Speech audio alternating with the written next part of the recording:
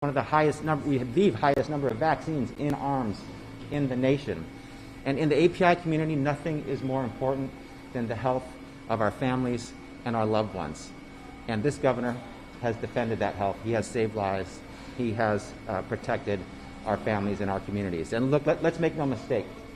Where we are right now, if this recall is successful, this Republican power grab, cynical recall attempt to install a Trump supporter in the governor's house in California, it puts us at a crossroads. We have two very distinct pathways that we could go down, they couldn't be more stark, and the contrast couldn't be more different.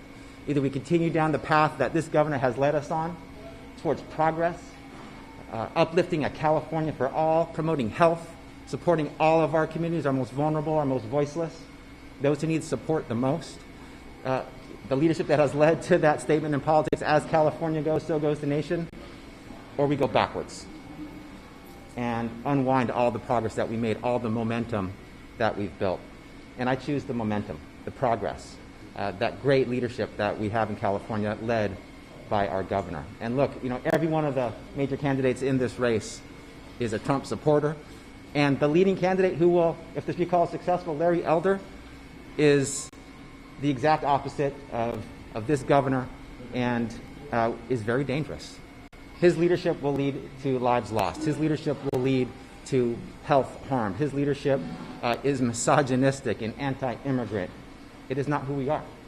So if we care about this state, our people, our values, our progress, our future, our API community must step up, as we have been, but continue to do it, and vote no on this recall.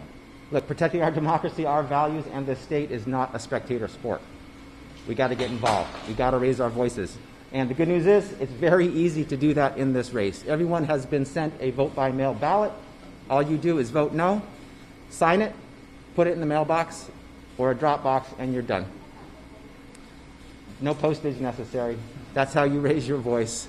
That's how you make your voice heard. That's how we stay on this path of incredible progress that we're making in California, and keep our incredible governor, who has stood with us and stood by us time and time again, leading our great state. So it's my incredible pleasure to introduce the incredible governor of the great state of California, Governor Gavin Newsom. Thank you to the Attorney General. Thank you, Commissioner, and thank you all for the opportunity and privilege to allow me back here. I appreciate, Malcolm, you saying back home. I mean, in every way, shape, or form. This quite literally, to me, feels like home. I was joking with Mel. He said, you've been here once or twice. I said, yeah, 100 or 200 times to this particular restaurant. And so it's wonderful to be back. It's also a reminder that we were back here after my first race for mayor. The day after I was mayor-elect, I came back here to Chinatown to thank the community that I became mayor of San Francisco for one reason. The Asian community overwhelmingly turned out and supported our campaign. And I'm here again, mindful of the power of the Asian community to determine the fate of this recall campaign. Mindful of our responsibility to have the backs of our diverse communities, particularly the API community in the state of California. I said this when I was mayor, how proud I was to grow up in a city, to have my kids in a city that was as diverse as San Francisco, where we celebrate, we don't tolerate that diversity, but in particular, I often remarked about how proud I was to be in a city with the first and largest Chinatown in the United States of America, a city where roughly a third of our population is of Asian descent. Let me extend that as governor of California, to be in the most diverse state in the world's most diverse democracy, to be governor of a majority-minority state in terms of racial diversity, a state that's home to roughly a third of API Americans. That's a point of deep pride, and respect that we have for that community is demonstrable in the state of California in terms of the leadership of Rob Bonta, the incredible work he's been doing as Attorney General, the work he did in the California Assembly, and more broadly, the elected officials in the state of California that have stepped up once again to have the backs of our Asian brothers and sisters, particularly as it relates to the increase of hate crimes that we have seen over the course of the last number of years. Of course, hate crimes are not new to those of us that grew up in the Bay Area. I'm often reminded and often remind others that the history of discrimination, so much of what we are experiencing and have experienced, particularly over the last 4 or 5 years, has its embers, its origins here in the Bay Area.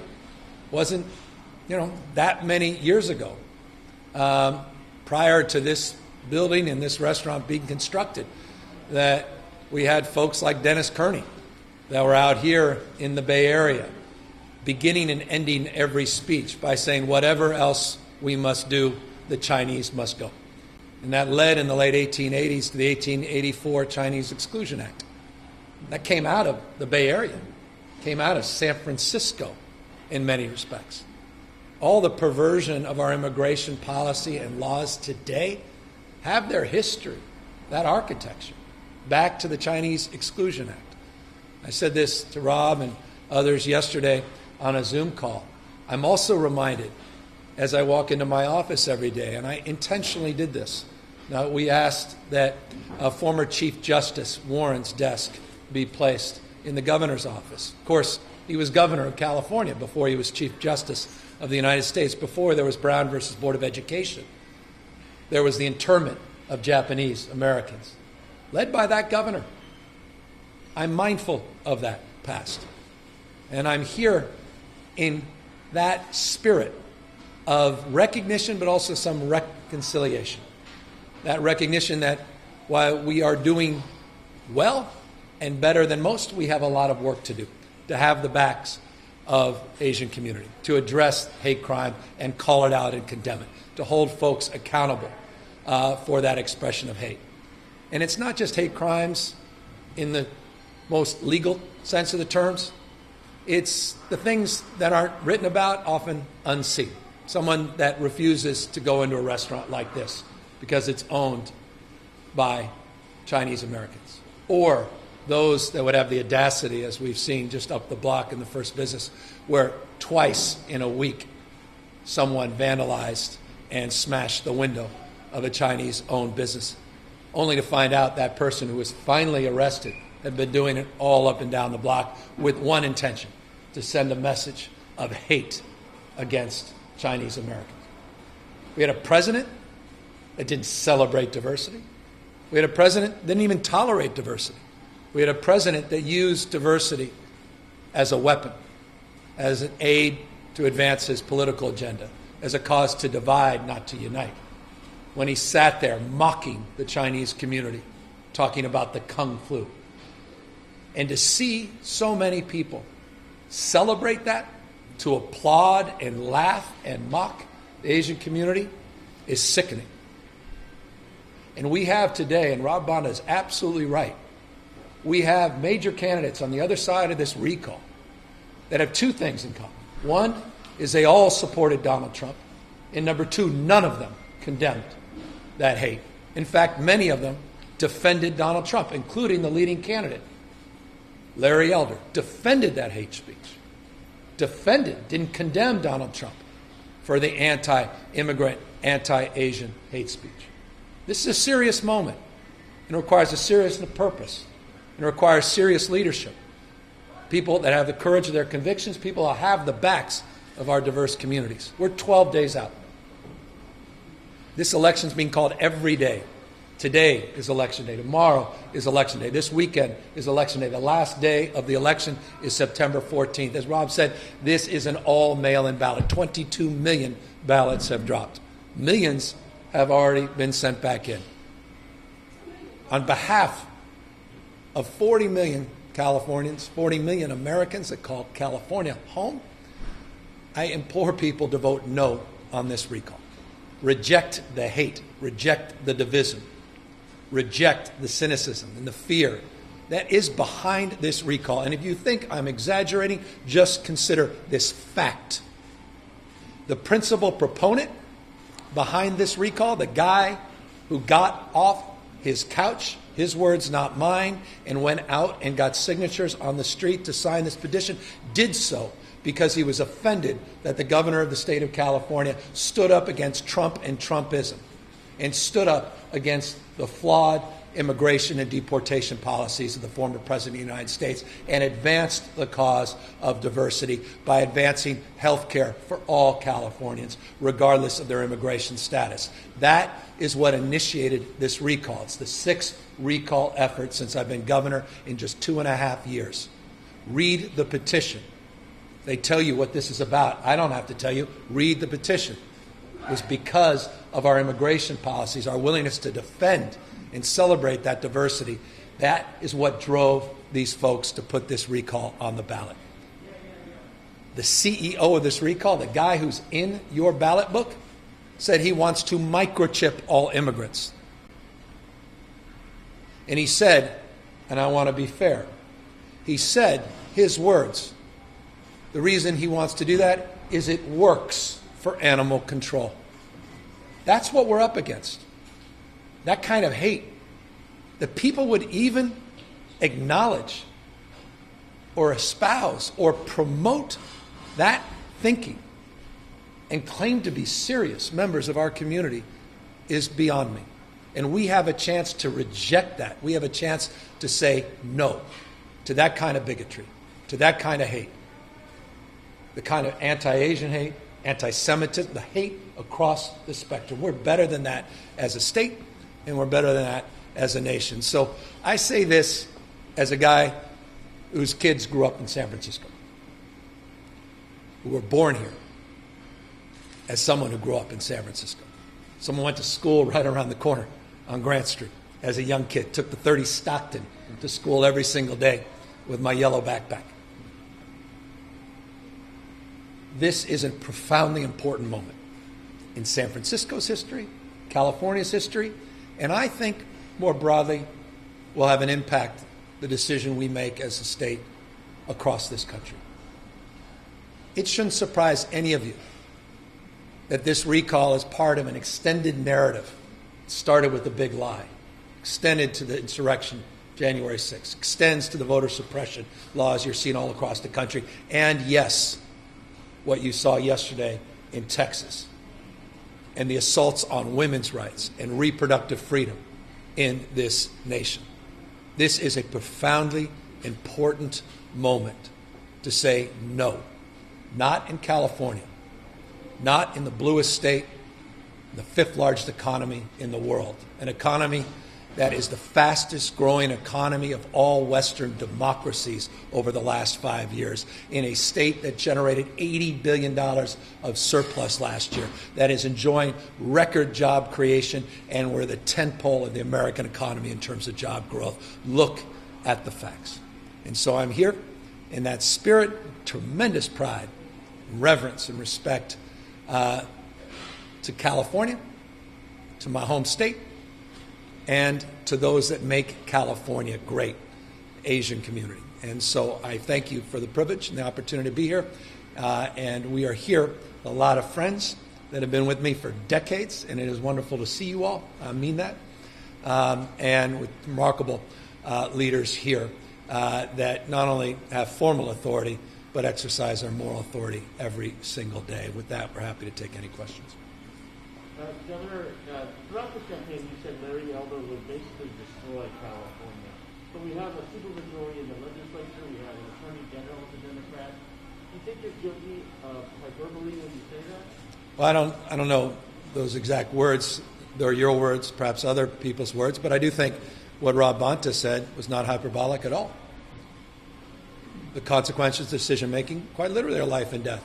If you believe that wearing masks protect people's health and their life. If you believe the vaccinations save people's lives, I do, he does. The facts bear that out as well.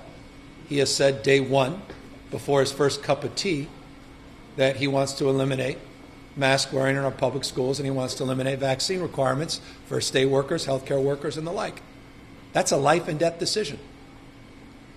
You need no more than evidence, not an assertion. Let's provide evidence of that. We have among the lowest case rates in America right now, 4th lowest in America.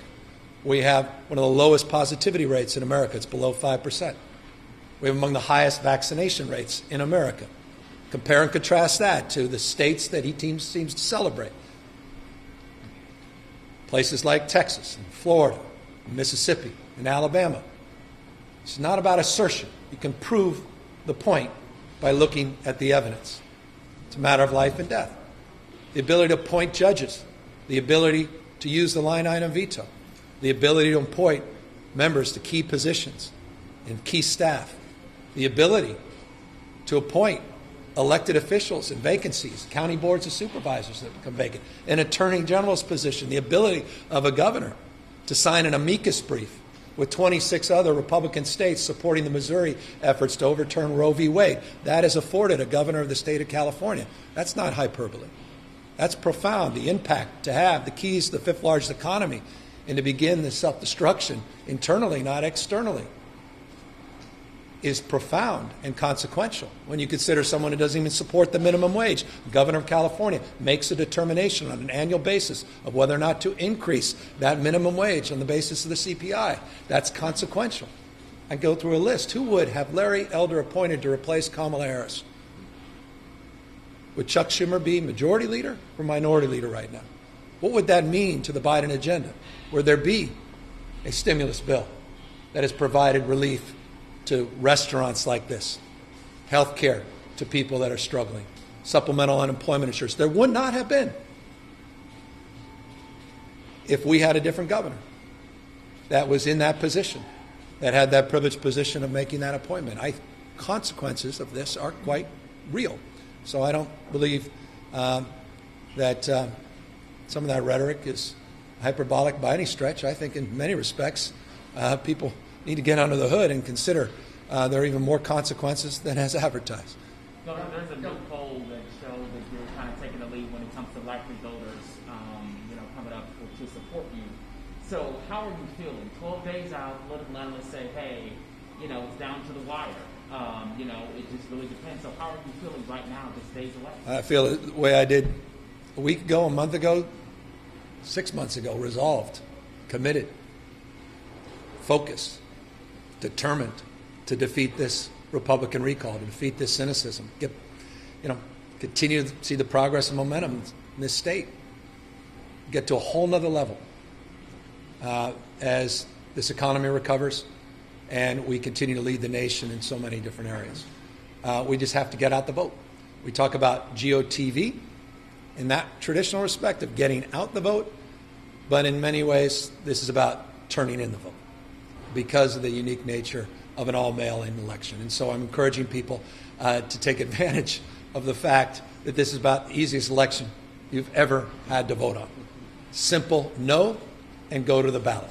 Don't even consider the second question and take advantage of the fact that these don't require a stamp and they're already sitting on your dining room table as we speak. Governor, you have good news in the poll today, as you alluded to, but that poll and many other polls show a least partisan split. What do you say to voters in the middle who are still trying to, 75% of Californians haven't turned in their ballot, voters in the middle, what do you say to them that you would do differently in your last year of this term? Well, a little more than a year. The last 18 months, we've all been tested, individually, professionally, parents in particular, stress, anxiety. This state, but this state's had better health outcomes than Florida and Texas, the United States as a whole, and better economic outcomes than those states. I'm proud of the fact that the state was the first state to do a stay-at-home order, and I think that had an impact on saving people's lives across the country. You saw how many states followed suit. I was proud of the fact that just 5 weeks ago, this state became the first state in the country to require that all of our school staff have vaccinations or have consistent testing. I was proud of the fact we're the first state in the country to require all healthcare workers in the state of California to be vaccinated. I was proud of the fact the state of California didn't wait for the CDC or the American Academy of Pediatrics to say we should wear face coverings and masks in our public school. I'm proud of the fact the state continues to lead. I'm proud of the fact we are running the highest surplus in American history. I'm proud of the fact that we're just We're just distributing $12 billion of tax rebates, the largest tax rebate of any state in American history. As we speak, those dollars are going out. I'm proud of the fact that this state's had close to 100 IPOs. I'm proud of the fact we're number one in two-way trade, number one in productivity growth, number one in household income. I'm proud of the fact that we created 114,400 jobs last month. I'm proud of the fact that this state is as resilient as it is. I'm proud of the progress we're making on stubborn issues like housing and homelessness. We have plans, we have strategies, we have money, we have political will. $12 billion investment into addressing the next few years homelessness and housing. Unprecedented in this state's history. Strategy to address mental health. And I'm proud of the fact we created a brand new grade, TK for All. I'm proud of the fact every kindergarten is going to get a child savings account. I'm proud of the fact everybody in our public education system will have universal after school, universal summer school programs. I'm proud of the investments in our community school programs. I'm proud of the higher education investments, the fact community college is free. I'm proud of the fact we added 200,000 new child care slots this year. Unprecedented. I'm committed to that over the next few years. I'm proud of the progress the state's making. I'm proud of the fact, Rob Bonta and others, we've been out there on the streets cleaning the streets, a $1.1 billion commitment to clean the streets of the state of California. I'm proud of that. It's been a challenging 18 months. I just got here 2.5 years ago. We're looking forward to finishing the job, and we're looking forward to getting the next level and completing this recovery. And I'm proud of the fact today California is outperforming the vast majority of states in terms of how we have addressed and how we've attacked this Delta variant. And again, I cannot impress upon you more the consequential nature of having a governor who has audiences up and down the state rising on their feet and applauding, standing ovations, when he says over and over and over again, his top priority, Larry Elder, is to sign an executive order eliminating those protections, eliminating the verifications for vaccines, eliminating the masking requirements for our public kids, putting at risk our progress, putting at risk the public health and safety of our children, putting at risk our ability to get our kids safely back in-person instruction, putting at risk our economic recovery in this state. Consequences could not be more stark, and the choice could not be more clear. Thanks, everybody.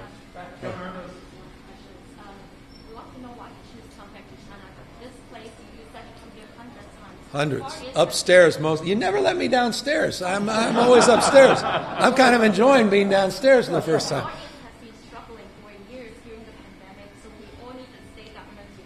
Yes. And can you tell us more about the special meanings to this Chinese community or this restaurant? I'm really proud. You know, I was looking up this morning when I was driving down here. We've provided direct grants, not loans, to over 200,000, getting close to 250,000 businesses, small businesses like this. Over a third are businesses owned by Asian business leaders. I'm really proud of that. That the state put up $5 billion to help support $4 billion of direct grants, additional supports that total well in excess of $5 billion to help our small businesses. But I recognize they're still struggling. And I recognize we needed to do more. We have hiring tax credits, $100 million to encourage people to hire folks. We had a $6.2 billion tax cut for small business that we put into place. We're helping people across the spectrum with rents. In fact, working with then Assemblymember Bonta, now Attorney General, we put $7.2 billion in the budget to pay 100% of your back rent and utility and water bills, going back to last April through the end of this month, September 30th. And I'm proud of the fact that we have a lot of other support that's out there for small business, but I'm also mindful and humbled by how difficult this has been, particularly here in Chinatown, which is so reliant on tourists, international tourism. And this pandemic has impacted the globe, not just this nation, not just the state, and has impacted this tourist-dependent community and economy in particular. And so we have a lot more work to do. I'm proud of Mayor London Breed's efforts to commit to Chinatown. It's part of the DNA of elected officials locally, but I want you to know it's part of my DNA as your governor as well. Governor, with less than 2 weeks to go, the Public Policy Institute of California recently released a poll. How optimistic is the Newsom campaign based on this poll? Polls don't vote, people vote. Period, full stop. This is an off-year, off-month election. That's what recall's about. It's designed to catch you sleeping. We've consistently seen registered voters overwhelmingly oppose this recall, but people that are likely to vote, that have been ginned up by Newsmax, ginned up by One American News, ginned up by Fox News for 9-10 months, and all the red meat they put out 24/7, they had high awareness around this election. Democrats didn't. 5 or 6 months ago, it was remarkable to find even half Democrats even realizing this was serious or real. That gap is closing in awareness, and that's encouraging. And so we got to continue to close that gap. That's why we don't run the 90-yard dash. Next 8, 9, 10, 12 days, you're going to see us all over the state making the case, turn in your ballots. It's an all-mail-in election. Turn them in. Simple no. Go to the mailbox. Reject the cynicism. Reject this Republican recall. And are you encouraged by the number of ballots that have been already sent in? Can't be discouraged by it. But it's just first few weeks. But I'm very encouraged by how serious people are taking this moment. I'm humbled by the fact the president will be out here soon, and that we've seen the entire spectrum of the Democratic Party. Bernie Sanders, Elizabeth Warren, not just Harris, Biden, supporting our efforts to reject this recall. I'm proud of every statewide Democrat, the Attorney General of the state of California, all working hard. They're not just dialing it in with vote no. They're working hard. I don't think it. I know this, to defeat this recall. I'm really proud of our party. I'm proud of this state, and I think people are waking up to what this is about and who Larry Elder is all about. Great. Governor, the process has created a lot of criticism of the structure of the recall itself. If you are still governor next year, would you support changes to the process of the legislature? Yeah, premature for me even to opine. I think that will be a determination for another day. Nothing worse than someone who's directly impacted by a decision making expressing opinion on that. But we have seen, look, this is the second recall effort in the last 3 administrations. We have the lowest thresholds in America to get a recall on the ballot. It's been weaponized. And we're seeing that not just at the state level, you're seeing that all across the spectrum. And we've got work to do here in the state of California in the next 12 days to reject this recall by simply voting no, and again, going to the mailbox. No and go. We'll get this thing done. 12 days. Please turn in those ballots. Thank you all very, very much. Thanks, everybody. This way.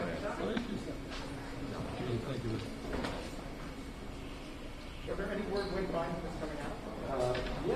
Stay tuned.